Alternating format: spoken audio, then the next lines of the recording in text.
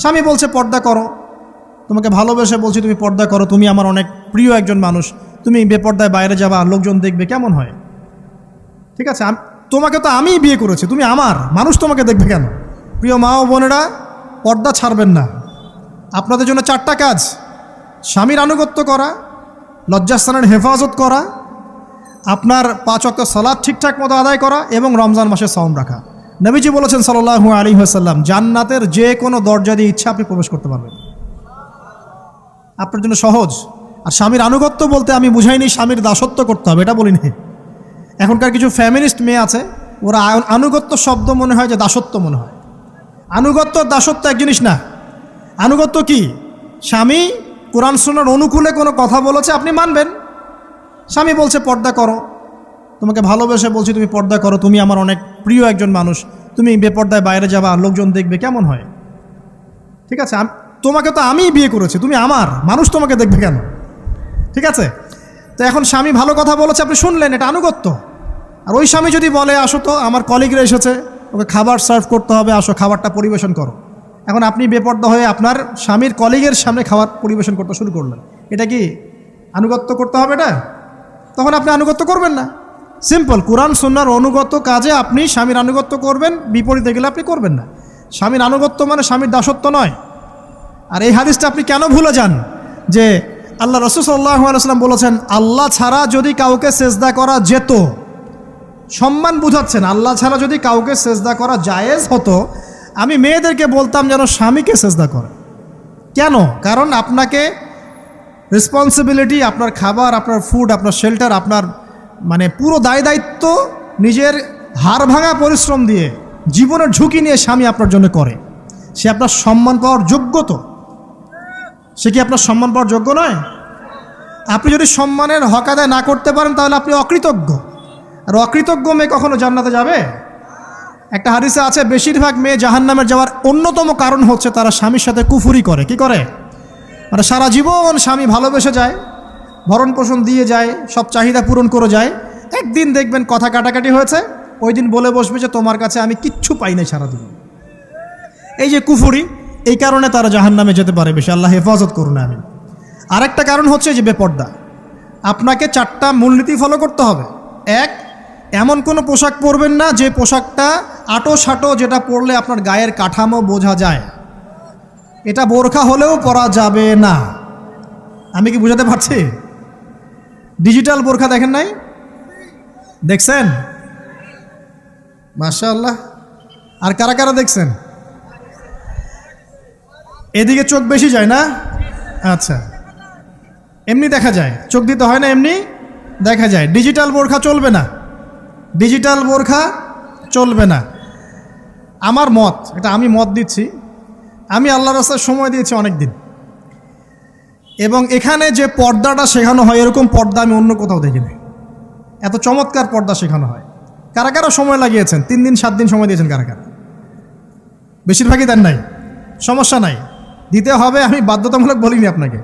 বলেছি এখানে পর্দা শেখানো হয়, চমৎকার পর্দা শেখানো হয়, যে এখানে চোখটা পর্যন্ত তাদের ঢেকে রাখার তালিম দেওয়া হয়। যাই হোক, যেখানেই শেখেন, অ্যাটলিস্ট পর্দাটা শিখলেই হলো। এমন পোশাক হবে না যেই পোশাকটা আটো সাটো, যেটা পরে আপনার গায়ের কাঠামো বোঝা যায়। 2 নম্বরে, এমন পোশাক পরা যাবে না যেই পোশাকটা পরলে বাহির থেকে ভিতরের অঙ্গ দেখা যায়। দেখেছেন? দেখেন নাই? দেখছেন হুজুর? আচ্ছা, আপনারা তো সব দেখেন দেখি। তারপরে 3 নাম্বার, এমন পোশাক পরা যাবে না যেটা অমুসলিমদের সাথে সাদৃশ্য আছে। কথা বুঝতে পারছেন? অমুসলিমদের ধর্মীয় বিষয়ের সাথে সাদৃশ্য আছে এমন পোশাক মুসলিম মেয়েদের পরা যাবে না। এর মানে এই নয় যে অন্য ধর্মকে আপনি আক্রমণ করবেন, এটাও নয়। যে যার ধর্ম তাদের স্বাধীনতা মতো পালন করবে। মুসলিমরা বাধা দিবে? দিবে না। মুসলিমরা দাওয়াত দিতে পারে। কি করতে পারে? দাওয়াত দিতে পারে যে ভাই, যে লা ইলাহা ইল্লাল্লাহর কনসেপ্ট আপনাকে বুঝাচ্ছি, আল্লাহ ছাড়া কোনো মাবুদ নাই, মুহাম্মদ সাল্লাল্লাহু আলাইহি ওয়াসাল্লাম সর্বশেষ রাসূল, এই কোরআন পড়ুন, হাদিস পড়ুন, দেখুন এটাই হচ্ছে মানবতার মুক্তির সনদ। এরপর যদি সে ইসলাম কবুল করে আলহামদুলিল্লাহ, যদি না করে এর হিসাব কে দিবে? সে নিজে দিবে। এর হিসাব কি আমাকে দেওয়া লাগবে? দেওয়া লাগবে না। তো অমুসলিমদের সাথে সাদৃশ্য আছে এমন পোশাক চলবে না। আর 4 হচ্ছে, পুরুষরা মেয়েদের পোশাক পরতে পারবে না, মেয়েরা পুরুষদের পোশাক পরতে পারবে না। জি, আপনাদেরকেই বলছি, আপনারা জিন্স পরতে পারবেন না, মেয়েদেরকে বলছি, এবং টি শার্ট পরতে পারবেন না। আপনারা ওই যে যা ইচ্ছা তাই ড্রেস পরে বলবেন যে হাজার বছরের সভ্যতা সংস্কৃতি, এসব বাজে কথা চলবে না এখানে। এটা হাজার বছরে কোনোদিনও আমাদের দাদা নানিরা এগুলা কখনো পরে নাই। পড়ছে? আপনার দাদি কখনো এরকম পরছিল শাড়ি? তো এই যে বললো হাজার বছর থেকে পরে আসতেছে নাকি। সুবহানাল্লাহ। তো এখানে বিষয়টা হচ্ছে পুরুষ মেয়ের পোশাক পরতে পারবে না, মেয়ে পুরুষের পোশাক পড়তে পারবে না। আমি খুব সংক্ষিপ্ত করে আপনাকে কোরআন সুন্নাহ থেকে 4টা মূলনীতি বলে দিলাম। এই 4টা মূলনীতি কোরআনেও আছে, হাদিসেও আছে। আসেন, এই যে নারীর অবমাননা, এই বিষয়টা আইয়ামে জাহিলিয়াতে যেমন ছিল, এখন দেখবেন আরও বড় পরিসরে এসেছে। আসে নাই? এই যে ফ্যাশন শো, দেহের প্রদর্শনী, বিভিন্ন ফিল্মস দেখবেন, ফিল্ম ইন্ডাস্ট্রিজে দেখবেন, মিউজিকে দেখবেন, পর্নে দেখবেন, মেয়েদের দেহটাকে নিয়ে ব্যবসা করা হচ্ছে। আগে তো না হয় কন্যা সন্তান হলে জীবন্ত পুঁতে ফেলতো নাকি, এখন যদি গর্ভের বাচ্চা মেয়ে জানে, অনেকে আগেই মেরে ফেলায়। বোঝেন নাই মনে হয়? অনেকে যদি জানে যে গর্ভে মেয়ে সন্তান আছে, আগেই মেরে ফেলায়। এমন অনেক দেশ আছে, আমি নাম বলছি না দেশের সঙ্গত কারণে, যে সেই দেশে এরকম মেয়ে সন্তানকে এই যে খালাস করে ফেলার, নষ্ট করে ফেলার, ভ্রূণ নষ্ট করার আলাদা ক্লিনিক আছে, আলাদা হসপিটাল আছে। বলে নাউজুবিল্লাহ। তো আসলে ওই 1450 বছর আগের মানুষটা বেশি বর্বর ছিল না আমরা বেশি বর্বর? এই অধিকারের কথা বলে বলে আমরা মেয়েদের দেহটাকে নিয়ে এখন মস্করা করছি, তামাশা করছি। সবচেয়ে সেরা অধিকার কোথায় পাবে? কোরআনে পাবে, হাদিসে পাবে, ইসলামে পাবে। তার পর্দা নিশ্চিত হবে, দেহ সেফ থাকবে, তার ইজ্জত নিশ্চিত হবে, ইজ্জত সেফ থাকবে, তার সম্মান সেফ থাকবে, তাকে রাজরানীর মতো স্বামী বাসায় রাখবে, কারণ সে হচ্ছে তার কাছে সবচেয়ে মূল্যবান প্রিয় বস্তু। শুধু তাই নয়, সম্পত্তির অধিকার তাকে দিতে হবে। একজন মেয়ে তার ভাইয়ের সম্পত্তি পাবে, তার বাবার সম্পত্তি পাবে, তার স্বামীর সম্পত্তি পাবে, সব দিক থেকে সে সম্পত্তি পাবে। আর একজন ছেলে কিন্তু সব দিক থেকে সম্পত্তি পাবে না। এই বিষয়গুলো যখন এক শ্রেণীর মানুষ বোঝে না, তখন ইসলামের বিরুদ্ধে অহেতুক প্রোপাগান্ডা চালানো শুরু করে। সবচেয়ে সেরা সম্মান রক্ষার উদাহরণ দেয়া হয়েছে ইসলামে, কোরআনে এবং হাদিসে।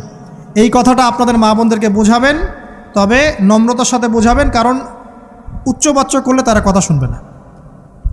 আর আল্লাহ রাসূল সাল্লাল্লাহু আলাইহি ওয়াসাল্লাম বলেছেন, কিছুটা বাঁকা হাড় দিয়ে তাদেরকে তৈরি করা হয়েছে। যদি আপনি শক্ত করে চাপ দিতে যান তাহলে ভেঙে যাবে, আর যদি আপনি ওই অবস্থায় ছেড়ে দেন তাহলে বাঁকাই থেকে যাবে।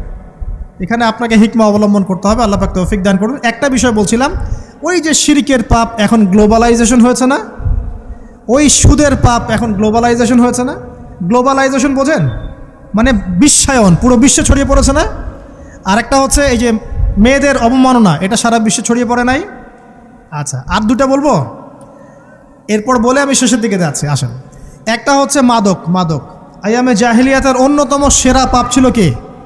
মাদক। ওই যে বলছেন জাহিলি যুগ, কেন বলছেন জাহিলি যুগ? বিকজ ওইখানে মাদক খেত মানুষ বেশি। এখন বলেন, ওখানে না হয় মক্কায় মাদক খেত মানুষ, এখন সারা বিশ্বে মাদক ছড়িয়ে পড়ে নাই? বেশি না কম? এখন এই যে নতুন নতুন মাদক আসছে, ইয়াবা, আরও নাকি কি আসছে নতুন নতুন, আমরা নামও জানি না। এই যে গাজার নাম জানি, ফেন্সিডিলের নাম জানি, আর কি আছে, হিরোইন বলেন, আর দু একটা, আফিম, আর কি আছে? হ্যাঁ, রেন্ডি। সুবহানাল্লাহ, এই নামও কখনো শুনি নাই আমি। আচ্ছা শোনেন, বিষয়টা হচ্ছে, দেখুন এই বিষয়টা কি হালাল না হারাম? আচ্ছা, এটাকে যদি আমরা হালাল করে নেই তাহলে কি হবে? কুফরি হবে না শিরক হবে?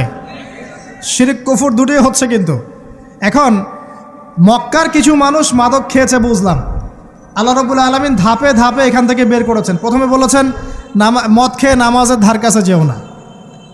হ্যাঁ, তারপরে বলেছেন এই যে মাদকে কিছুটা উপকার আছে কিন্তু বেশি ক্ষতি।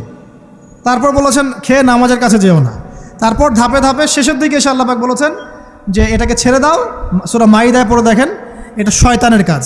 তখন সাহাবায়ে কেরাম রাদিয়াল্লাহু আনহুম পুরোপুরি মাদক থেকে নিজেদেরকে মুক্ত করলেন।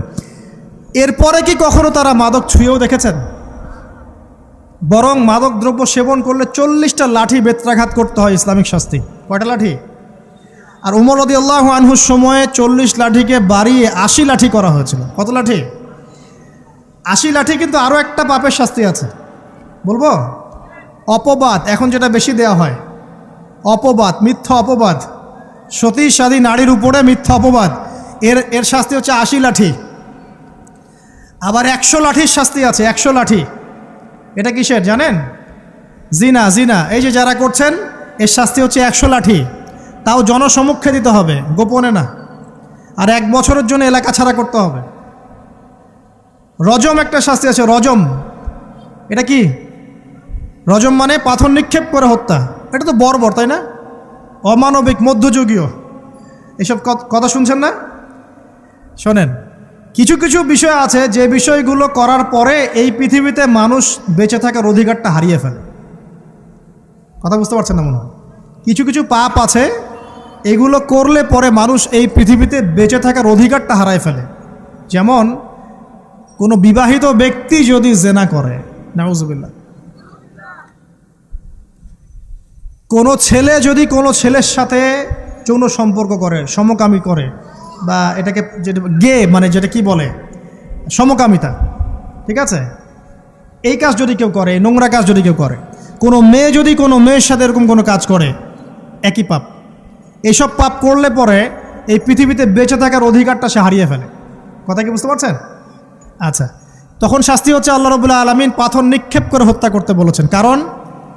কারণ হচ্ছে সে এত গর্হিত একটা কাজ করেছে যেটা এই শাস্তি পাওয়ার সম্পূর্ণ যোগ্য। এবং কওমে লূত নামে যে কওম ছিল, ওই কওমটাকে আসমানে উঠিয়ে আল্লাহ পাক পাথর বর্ষণ করে এভাবেই শেষ করে দিয়েছেন। জর্ডান একটা দেশ আছে না, জর্ডানের পাশে ডেড সি নামে একটা জায়গা আছে, ডেড সি, মৃত সাগর। ওইখানে সাদুম নামে একটা গোত্র থাকতো। কোন গোত্র? সাদুম। ওই সাদুম গোত্র এরকম সমকামী ছিল। আল্লাহ রাব্বুল আলামিন লূত আলাইহিস সালামকে পাঠিয়েছিলেন, তারা হেদায়েতের বাণী শোনে নাই। আল্লাহ পাক ওদেরকে আসমানে উঠিয়ে পাথর নিক্ষেপ করে উল্টা দিকে দাফন করে দিয়েছেন। নাউজুবিল্লাহ। তো কিছু কিছু পাপ আল্লাহ পাক সহ্য করেন না, আল্লাহ পাকের আরশ কেঁপে ওঠে। এই পাপগুলো সেরকম পাপ। কথা বুঝতে পারছেন? তো এই যে জিনা, পর্নোগ্রাফি, ব্যভিচার, পরকে, এগুলোর মধ্য দিয়ে আমরা নারীর অবমাননা করছি না? এবং ধর্মের মাধ্যমেও মাঝে মাঝে করছি, যখন আমরা ধর্মের নামে মেয়েদের অধিকার দিচ্ছি না। অনেকেই সম্পত্তির অধিকার দিচ্ছেন না, অনেকেই শিক্ষিত করছেন না, অনেকেই আরও এই যৌতুক নিচ্ছেন না, যৌতুক নিচ্ছেন না অনেকেই। যে বিয়ের সময় যৌতুক নেয়, এটা তো মেয়ের উপর, মেয়ের পিতার উপর টর্চার করা, সম্পূর্ণ হারাম, সম্পূর্ণ হারাম। তারপরে দেখবেন, রিপোর্টগুলো পড়ে দেখবেন যে এই বছর 2022, এই 22-এই গভর্নমেন্ট রিপোর্ট অনুযায়ী নিবন্ধিত প্রায় 1339টা ধর্ষণের মামলা হয়েছে। তো এটা এখন অ্যাভেলেবল, যে কোনো সব জায়গায় ধর্ষণ হচ্ছে, এখন অ্যাভেলেবল। মানুষ এটাকে স্বাভাবিক মনে করছে, এখন নর্মাল ধর্ষণ হতেই পারে, মানুষ এখন এমন মনে করছে। প্রত্যেক দিন পেপার খুলবেন, দেখবেন রেপের খবর, প্রত্যেক দিন খবর শুনবেন ধর্ষণের খবর। আর সব খবর তো আসে না, আসে হয়তো 10%, 20%, 30%, বেশিরভাগই আসে না। এলাকায় মোড়ে মোড়ে দেখবেন, গ্রামে গঞ্জে শহরে বন্দরে খালি ইফটিজিং দেখবেন, খালি ইফটিজিং। মেয়েদেরকে যৌন হয়রানি করা হচ্ছে, বাসে, অটোতে, টেম্পুতে, সব জায়গায়। বাসের মধ্যে মেয়েকে রেপ করে ফেলা হচ্ছে। একটা বাচ্চা মেয়ে যে বোঝেও না যে সেক্সুয়াল বিষয়গুলো কী জিনিস, ওকেও রেপ করা হচ্ছে। এই যে মহামারী, আপনি তো বুঝতে পারছেন না যে আমরা কোন সমাজে আছি। এই সমাজে আপনার মেয়ে তো সেফ না, আমার মেয়ে তো সেফ না। আমার মেয়ে, আপনার মেয়ের ভবিষ্যৎ কি হবে, এর ভবিষ্যতের নিশ্চয়তা কে দিবে? আপনার মেয়ের ইজ্জতের ভবিষ্যতের নিশ্চয়তা কে দিবে? এই নিশ্চয়তা দেওয়ার মতো মানুষ কোথায়, নেতা কোথায়? কারো ঘরের স্ত্রী, কারো ঘরের বোন, কারো ঘরের মেয়ে এখন সেফ না। বাসে, ট্রাকে, ট্রেনে, অটোতে, সব জায়গায় হতে পারে। আর এগুলোকে আমরা প্রমোট করছি, এখন নগ্নতাকে প্রমোট করছি, পর্নকে প্রমোট করছি। এই নগ্নতা, পর্ন, এসব দিয়ে মানুষের মাথাটাকে পুরো জানোয়ার বানিয়ে ফেলা হয়েছে। পর্ন দেখাতে দেখাতে ছেলেদের মাথাটাকে জানোয়ার, পশু বানিয়ে ফেলা হয়েছে।